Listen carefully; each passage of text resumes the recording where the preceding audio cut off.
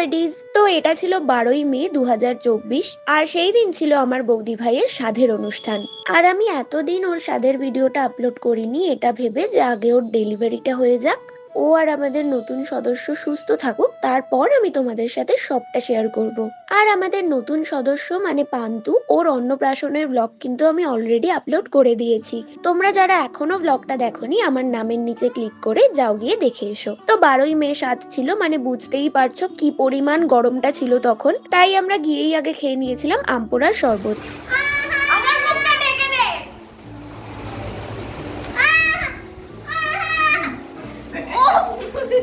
আর সেই দিন কিন্তু মাদার্স ডেও ছিল, মানে ভাবো, উডবি মায়ের সাধের অনুষ্ঠান হলো, তাও আবার মাদার্স ডের দিন। আর এই যে এখানে আমার বৌদি ভাইয়ের থালা সাজানো হচ্ছিল, ও যেহেতু খুব মাছ ভালো খায়, তাই ওর সাথে 3-4 রকমের মাছ হয়েছিল।